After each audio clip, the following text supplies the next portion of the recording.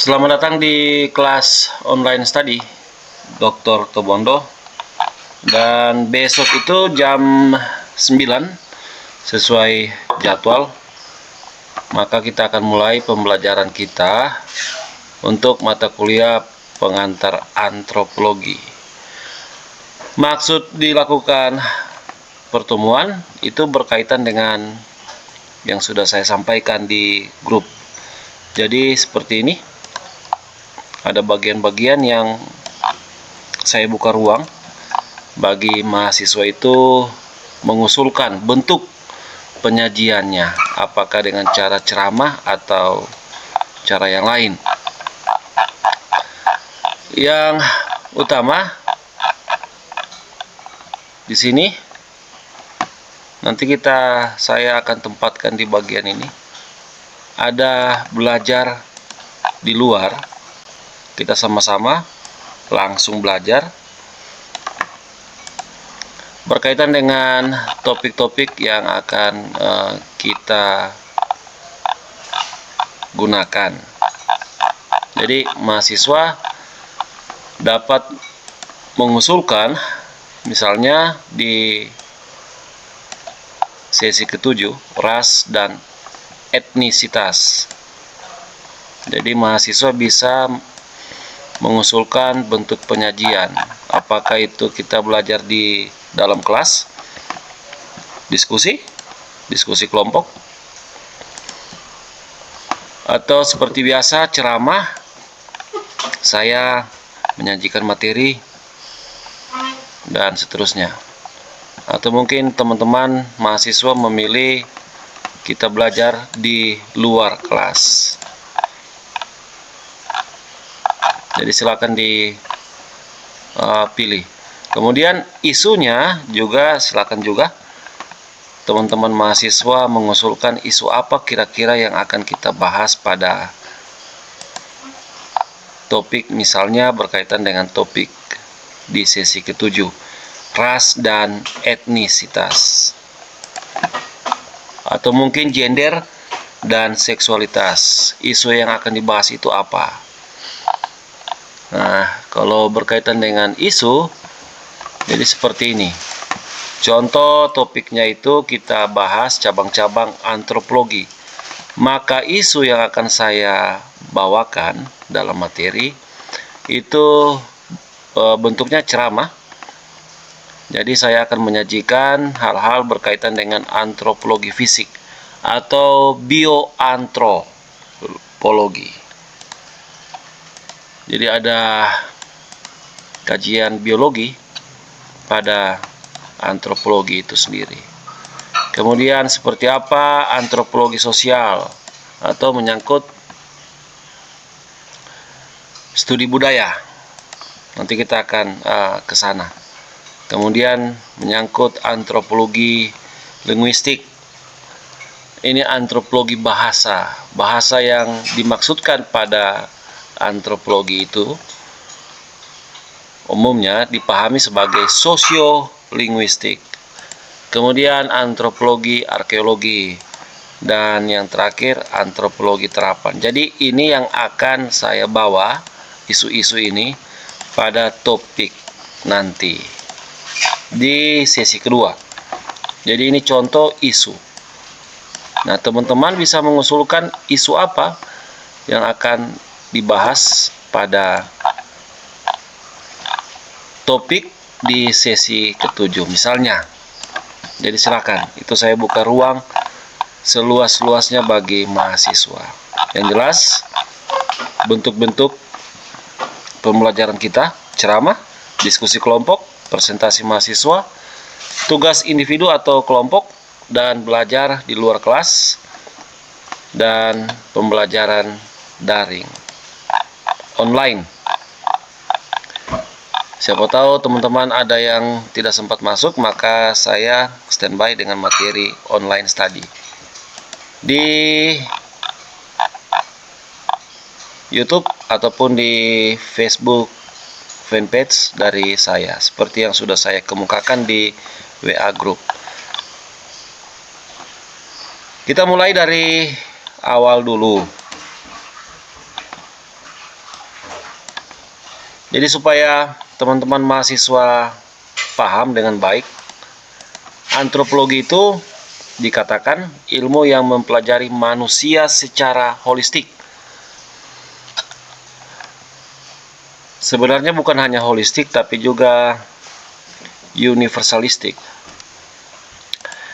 Meliputi aspek biologis, sosial, budaya, dan sejarah. Kenapa biologi itu menjadi bagian dari antropologi? Nanti kita akan bahas lebih lanjut. Harapan saya teman-teman mahasiswa jangan berpikir bahwa sosiologi itu yang kita bahas itu ya hanya seputar sosiologi. Itu pandangan yang keliru. Misalnya dalam mata kuliah pengantar antropologi, kajian-kajian biologi itu sangat berpengaruh dalam mata kuliah pengantar antropologi. Ketika kita bicara wilayah, maka kita akan membahas tentang bagian-bagian dari, mungkin teman-teman sudah paham, sudah sempat ingat mungkin geografi. Kita akan bahas itu di sini. Atau mungkin yang hampir sama dengan geografi, geologi kita akan bahas juga, tapi tidak membahas secara spesifik sehubungan dengan misalnya antropologi. Tapi di sini kita hanya batasi sampai di biologi, sosial, budaya, dan sejarah. Kalau bahasa itu masuk di budaya. Ketika dia bahasa bermaksud untuk menampilkan sisi atau bagian dari komunikasi, maka yang kita akan bahas di sini atau menempatkan bahasa itu dalam bingkai kajian budaya.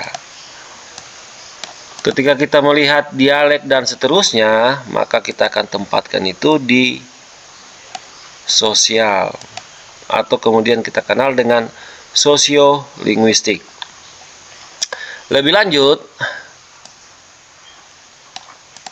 antropologi juga berusaha memahami keanekaragaman manusia di berbagai tempat dan waktu. Jadi tidak dibatasi pada satu tempat saja atau tidak dibatasi pada satu waktu saja. Misalnya hanya membahas soal masyarakat modern, tidak, tapi semua rentetan waktu dari tradisional sampai modern. Sebenarnya ada 3 klaster, ada 3 kelompok.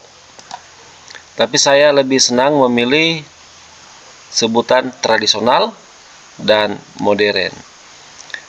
Bagi akademisi lain, dia akan membaginya menjadi 3 bagian, yaitu primitif, tradisional dibedakan dengan primitif, atau mungkin kita kenal dengan istilah-istilah prasejarah dan sejarah, mungkin seperti itu.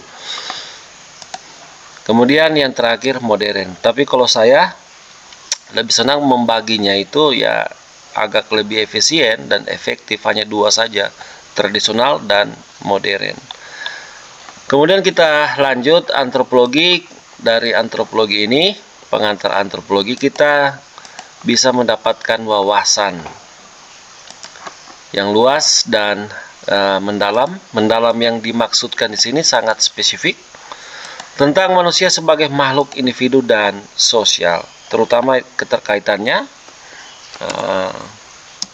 Ini saya lupa.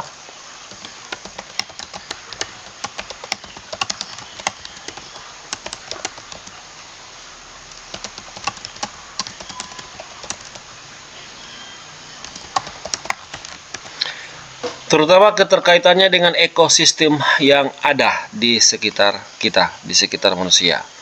Antropologi berbeda dengan sosiologi dalam hal fokus kajiannya. Ini yang perlu teman-teman ketahui.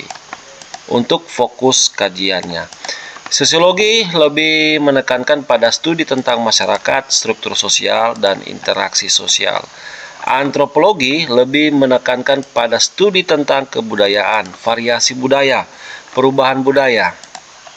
Meskipun demikian, antropologi dan sosiologi saling berkaitan dan saling melengkapi dalam memahami fenomena sosial dan budaya. Sekali lagi, untuk mahasiswa semester 1 harus dipahami bahwa sosiologi berasal dari kata sosios logos, ilmu yang mempelajari pertemanan. Semula dipahami seperti itu, dan sosiologi merupakan ibu dari ilmu pengetahuan sosial, termasuk itu antropologi.